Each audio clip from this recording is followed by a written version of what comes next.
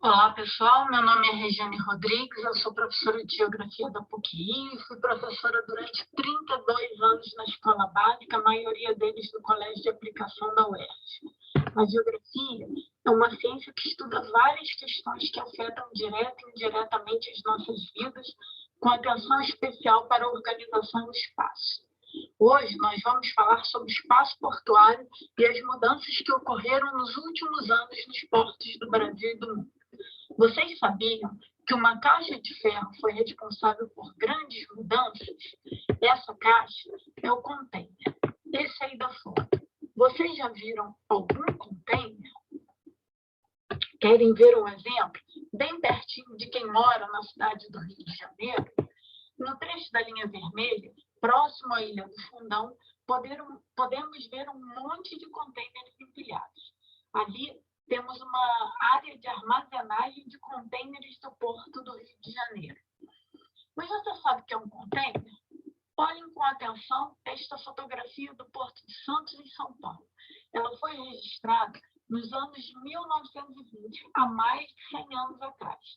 As sacas de café eram embarcadas no navio, uma a uma, carregadas nos braços pelos estivadores, o nome dado aos trabalhadores do porto. Era uma operação demorada e eram necessários muitos trabalhadores para levar as sacas de café dos caminhões ou dos trens até os navios. Como já falamos, o container é uma caixa que pode guardar vários produtos ao mesmo tempo. Alimentos como café, computadores, roupas e outros. Vamos falar um pouco sobre ele. O container foi inventado nos anos 1920 nos Estados Unidos pelo dono de uma empresa de caminhões, o Malcolm McLean. Nas suas idas ao porto, ele ficava observando o movimento dos trabalhadores e sabe que ele via uma cena muito parecida com aquela do Porto de Santos em 1920. Então, ele começou a pensar no modo de diminuir o tempo para colocar as mercadorias nos navios e teve a ideia de criar uma caixa de ferro onde vários produtos pudessem ser colocados ao mesmo tempo. A caixa de McLean fez tanto sucesso que ele acabou entrando para o ramo do transporte marítimo. O container pode ser enchido nas fábricas ou nas fazendas e levado diretamente para o navio. Com isso, o número de trabalhadores e o tempo necessários para o embarque das mercadorias no navio se tornou bem menor. Por causa do container, os navios também mudaram. O primeiro navio que transportou contêineres foi o navio-tanque Ideal X, em 1956. Um navio-tanque é um tipo de navio que transporta cargas líquidas, mais ou menos como um caminhão de gasolina ou um carro-pipa. O Ideal X, na época, teve seu convés adaptado e assim pôde transportar 58 contêineres. Mais tarde, foram criados os navios porta-contêineres. Eles são construídos especificamente para transportar cargas guardadas em contêineres ou aquilo que denominamos de cargas containerizadas. Ao longo do tempo, foram se tornando cada vez maiores. O maior navio porta-contêineres do momento é esse da foto colorida. É o HMM Algeciras, que tem capacidade para transportar até 24 mil contêineres, bem mais do que aquelas 58 transportadas pelo Ideal X da foto em preto e branco, não é mesmo? O HMM Algeciras tem 399 metros. Para vocês terem uma ideia desse tamanho, se colocássemos ele em pé, ele seria um pouquinho mais alto que o Pão de Açúcar. Mas não foi apenas o tamanho dos navios que mudou. Muita coisa mudou. Foi uma verdadeira revolução.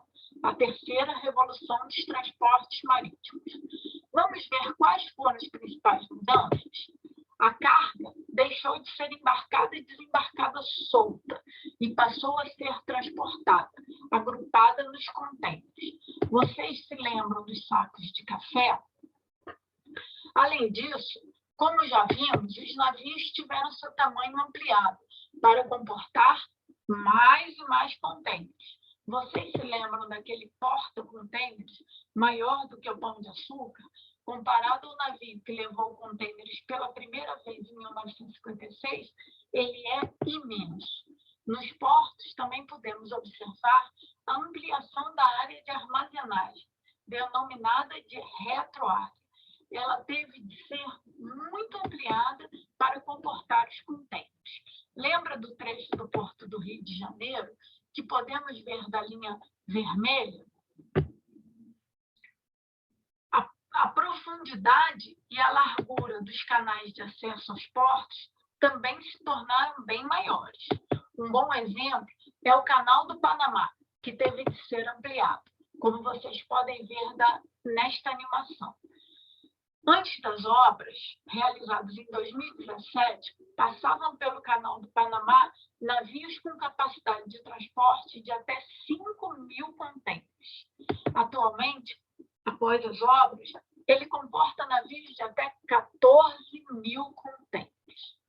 Outra importante mudança diz respeito à especialização dos portos.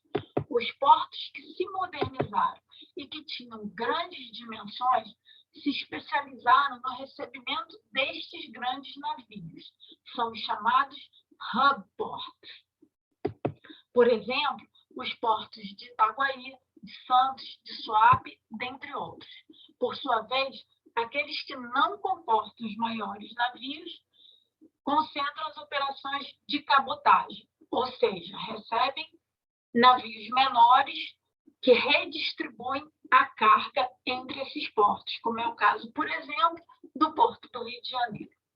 Além destas mudanças, as operações de embarque e desembarque de mercadorias nos portos foram automatizadas. E ainda, o grande número de trabalhadores se tornou desnecessário, pois passaram a ser utilizados modernos equipamentos para embarque e desembarque de contêineres. Para a operação destes equipamentos, como os transtêineres e os portêineres, são necessários poucos trabalhadores, mas estes trabalhadores, diferentemente do passado, têm de ser qualificados, pois terão de operar as modernas máquinas presentes nos portos. Foram muitas as mudanças. Estas que apresentamos são as principais.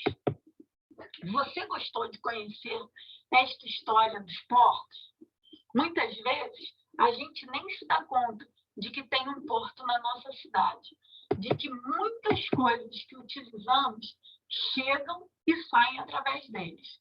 Por exemplo, chega a maior parte dos produtos importados, aqueles que o Brasil produz e vende para outros países, como é o caso da soja e do minério de ferro, que vocês estão vendo nessas fotografias.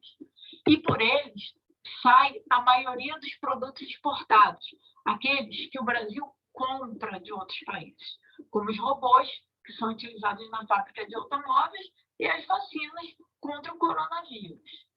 Mas vocês devem estar se perguntando, e o que eu tenho a ver com isso tudo? Muita coisa. Por exemplo, quando você compra com facilidade a preços baratos produtos fabricados em lugares distantes do mundo, como os produtos chineses. É a presença dos portos que garante a sua chegada e que garante a redução dos preços, a redução dos custos. E também, quando você pensa no seu futuro profissional, você tem de lembrar que o trabalhador com baixa escolarização encontrará cada vez menos postos de trabalho e que os melhores empregos serão ofertados para aquelas pessoas que estiverem melhor qualificadas. Não deixem de estudar. É muito importante. Bom, pessoal, foi um prazer falar com vocês sobre o espaço mais brasileiro, sobre as mudanças que ocorreram nele. Espero que vocês tenham gostado. Um abraço a todos. Até a próxima.